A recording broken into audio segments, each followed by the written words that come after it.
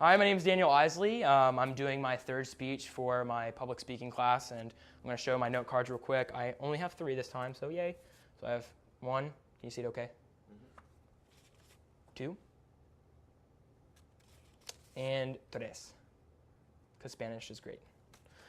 Awesome. So here is my live member audience.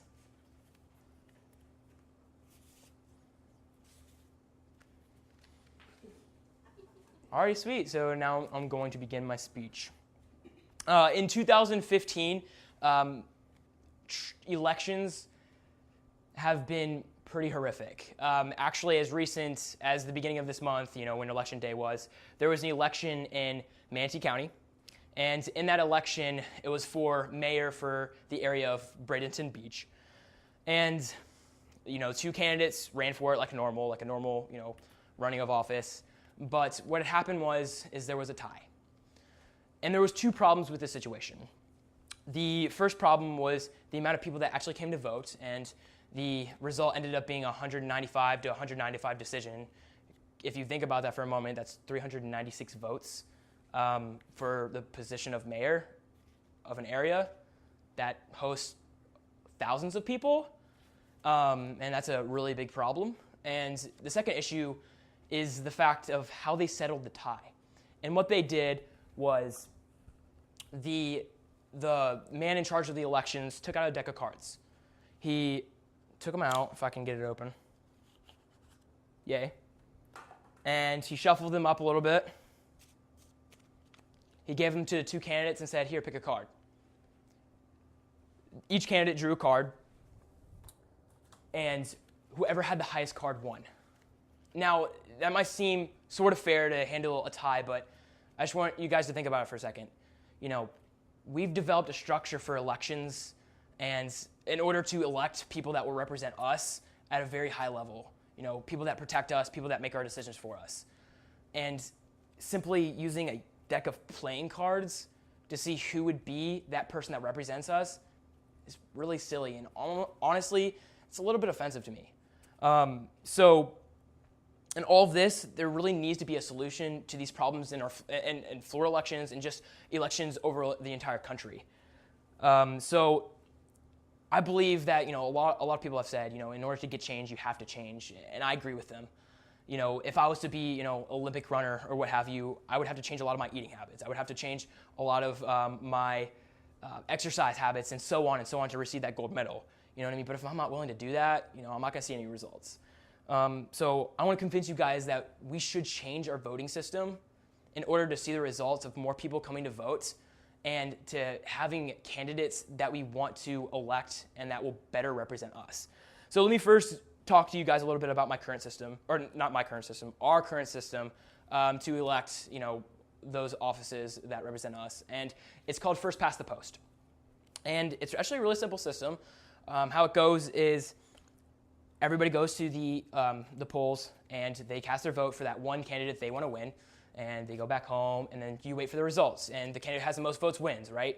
Now, the reason why that's a problem is because it does a lot of things. It one creates a 2-partisan nation, and even our first president, George Washington, said that we should not have 2 parties represent each of us. And the reason for that is we're so diverse of a country, and we're supposed to be the melting pot, thank you. And if we're not having multiple parties represent us, how can we represent those minorities or represent those people voices that can't be heard in our nation? Also, our current system has been known for throwing away many votes, which gives people the reason not to show up, because if their vote's not going to matter, then who wants to vote, right? Waste your time. Also, it will never allow third-party candidates to have a chance in winning. And that goes back to having, representation in our country. And it also will allow a lot of times not even 50% of America to agree on one candidate to win. So if there were 3 candidates running for the position of United States president, if you saw in previous elections that they've had, presidents have won with 40% of the votes. And that's because the other 2 candidates had 20% and another 30%. So the majority there doesn't have to be over 50%, which means that 60% of Americans didn't necessarily want that candidate. So that's why we're having a lot of people unhappy with the decisions that are being made. And lastly, the problem with this system, it causes people to strategically vote, which makes people really frustrated and confused when they're going to the polls because they think, man, I really want to vote for this candidate. However, they're not going to win, so I'm going to vote for this candidate because they'll make sure that that candidate won't win, and it just super frustrating and confusing for a lot of people, and it just makes them not want to vote. So through these problems, it makes you think, why don't we at least try to establish different changes so we can fix those little problems? So I want to propose to you guys a new system, and it's called instant runoff voting. And what that is, and you go to the polls like normal, and you go to cast your vote, but instead of simply picking one candidate, say there's 3 candidates, you rank each candidate. And you rank them on a scale of 1 to 3, because everybody knows numbers, and numbers are great. And you rank them, 1 being your first preference candidate, 2 being your second preference, and 3rd being your last preference.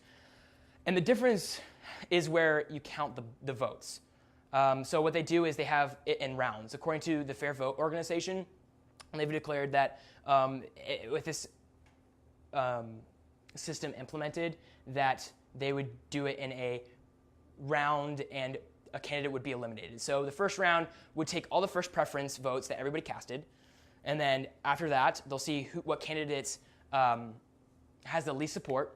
They'll cut him from the race once they establish that. They'll take his votes, or the people that voted for him as first preference. They'll look at the ballot, and they'll be like, okay, so these people voted second preference for this guy, so we're going to take his votes and put them to there. So your votes will still be used, even if your first preference vote didn't win. So what this does is allows people's votes to be secure, that my vote will matter even if I want to vote for that person, even though I don't think they'll win. It'll give them support because you're like, I can vote for this person, but even if they lose, my vote will go to my second choice because I'll be fine with that. So what it allows us to ask ourselves, I'm okay with picking this candidate versus I have to have this candidate, which allows more of us to be happy. Also, what this problem solves is it will always give a true majority vote of over 50%.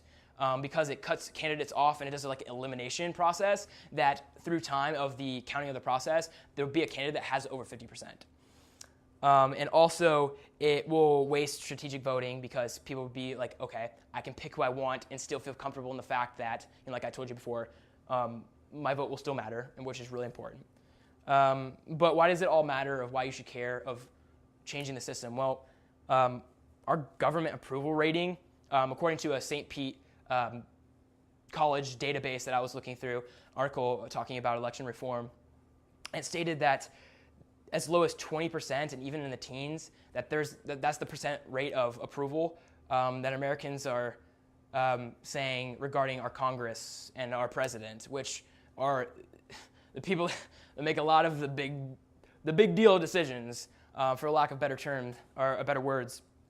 And if we're not happy with what they're doing, I know I said this before, but they are us because they're in a position that we can't be in, and they're supposed to represent the decisions that we want to make. And essentially also it matters because the less people we have participating, in elections, and the more apathetic we become, the more government corruptness there is. Because the less we care, the more people, in Tallahassee or in other capitals or, in Washington, D.C. can do stuff and pull out, like those cards, those playing cards, I guess, if you want to say, out of their sleeve and start doing some things that we won't notice because we're not engaged. So all in all, you've heard the problem with our voting system, and I hope that I've convinced you that there needs to be a change and that we need to implement something new so that not only can we have more people engaged, but also we can stop government corruptness, and we can allow us to become more unified when it comes to our elections and not have to resort to playing cards to pick our candidates. And to go off of us being more unified, on all of our currency and even a lot of government buildings, you see the saying, e pluribus unum. And what that says is, out of many one. But how can it be out of many one when, a lot of us aren't even participating or caring? So, thank you. So, are there any questions regarding the topic of changing the voting system? I know it's a little bit of a broad topic. Would this be for primaries as well as for the actual voting day? That's a really good question. That the system could be changed for either one or even both. It depends on how the legislature or whoever chooses to write a bill or any type of legislation or is willing to fix this, make this change. However they choose to write that, that's how it would be determined. You can do it, more than likely it would be done on both levels because they're not going to have that confusing learning curve with, all right, I'm going to go to primaries, oh, I vote this way, and then you go expect, during general election, hey, I'm going to vote, oh, skirt, kind of thing. Yeah, so that's kind of, more than likely it would be both. Any other questions? I got a question. Yeah. Don't they use this system in Australia already? They do. They use this system in actually 6 to 7 other countries. I found that information from the Gallup poll. It was gallup.edu, or where the Gallup polls are, where a lot of statistics are from, and percentages. And India, Australia, Ireland, and a couple other European countries use this system. And it's actually been shown that they've seen a lot of progress. And in fact, Australia is the #1 country in the world for elections. And they have 95% of their citizens actually come to the polls and show up and vote, and a lot of them are happy with the people that they elect. So it's actually been shown that it's been really there's been a lot of progress with it, and even actually there's actually some local cities throughout the United States that have implemented it. They're smaller, so you know what I mean. A place like I was talking about before, Bradenton could have implemented this system, but since they didn't, it ended the way they did. Any other questions? Is there a higher voter turnout in Australia? Is it because of this system that they've implemented now? That system over the years that's why it's there's a lot of things that they do differently. There's been a lot of studies that I've researched, and there's another site regarding to Australia. It was Australia Votes Matter, actually, funny enough, and they do a lot of differences. They use the system. They accommodate to a lot of their citizens and the people that are a part of their country, and they make it a priority that people show up because they want to make sure everybody's happy. Where it seems like almost in America, since we don't care enough, that's not a priority for us. So, is it the sole reason? Probably not. There's probably a lot of other things that is done to make sure success like that happens, but it's definitely one thing that allows their citizens to be happy. Any last questions or no? Alrighty. So Caleb, you can come up. So my name is Kevin Miranda, and I'm going to be facilitating the discussion on Mr. Eisele's performance. So is there anything that Daniel can improve on when it comes to speaking? Anything that he does that could be removed? Yes. Yes, just some of the just limit some of those. Fillers. Yeah. Absolutely. I think he went right into the topic, maybe an introduction, who he is and things like that. He did a little bit. But it was fluent, it was nice. The ideas were received, I believe. The topic was interesting. And it called for additional research on our part. Another thing is, you've had this problem in speeches before, your eye contact. You're usually very good at that, but then when you get flustered, you usually look up, or you look behind us, at us, or at your note cards. So that's just something to take on. Distracting. Yes. Now, what's something that Daniel did really well that he should continue to improve on? I really liked that you started out with the story because sometimes they can seem like really abstract issues or like just really overwhelming, but that really helped it to really come into I thought Made he it more was- personal Yeah. too because it was local. yeah. I thought he was well prepared. He has statistics. Yeah, I felt like he did his research and it made me curious about this process so that I want to research it more.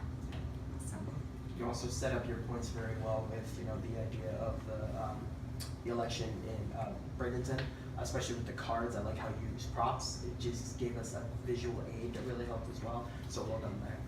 Any last minute things that Mr. Eisele did really well? All in all, I think you did very well. I'm very impressed. Very And impressed. I think I can speak for everyone and say, awesome job.